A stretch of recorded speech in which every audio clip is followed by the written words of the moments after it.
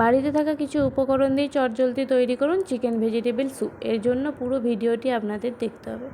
নমস্কার, সানভি ব্লগে আপনাদের সবাইকে স্বাগত জানাই। চলুন শুরু করা যাক রেসিপিটি।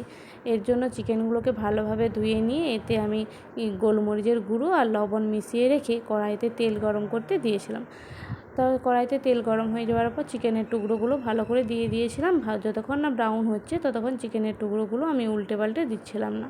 আর চিকেনের টুকরোগুলো ব্রাউন করে যত ভাজবেন তত চিকেনের স্যুপের স্বাদটাও ততটা ভালো হবে।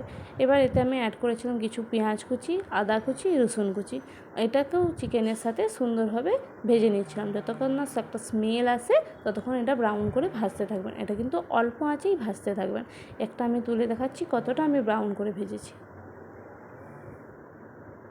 আপনারাও কিন্তু এভাবে একটু ব্রাউন করে ভেজে নেবেন।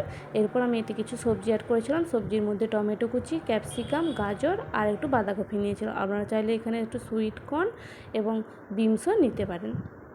এবার এগুলো ভালো করে একটু নেড়ে চেড়ে আমি এটা প্রেসার কুকারের মধ্যে একটু সিদ্ধ করতে দিয়েছিলাম। আপনারা চাইলে এখানে একটা কড়াইতেই সিদ্ধ করতে পারেন। আমি এটা প্রেসার কুকারে দিয়েছিলাম কারণ এটা সুন্দর ভালোভাবে সিদ্ধ হয়ে যাওয়ার জন্য তাড়াতাড়ি করে।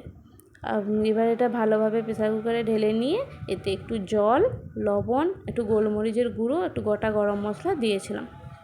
এবার গোটা গরম মশলার মধ্যে নিয়েছিলাম আমি এলাচ, কাঠচকালি আর কিছু লবঙ্গ।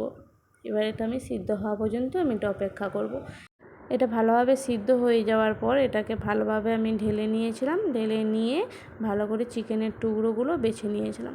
চিকেনের টুকরোগুলো ছোট ছোট টুকরো করে নিয়েছিলাম। তারপর এটা কড়াইতে এটা পুরোটা ঢেলে দিলাম। ঢেলে দিয়ে চিকেনের টুকরোগুলো এতে মিশিয়ে নিয়ে একটু থকথকে করার জন্য একটা বাটিতে করে 1 চামচ কর্নফ্লাওয়ার গুলিয়ে নিয়েছিলাম। আর যতক্ষণ না এটা ফুটে থকথকে হচ্ছে ততক্ষণ আমি অপেক্ষা করেছিলাম। তারপর এটা একটু গরম মশলা, একটু গোলমরিচের গুঁড়ো আর একটু লেবুর রস দিয়ে আমার তৈরি চিকেন ভেজিটেবল স্যুপ। আপনারা চাইলে একটু চিলি ফ্লেক্সও দিতে পারেন। এখনকার মতো টাটা, দেখা হচ্ছে নেক্সট ভিডিওতে। ততক্ষণ সুস্থ থাকুন, ভালো থাকুন এবং সবাইকে ভালো রাখুন।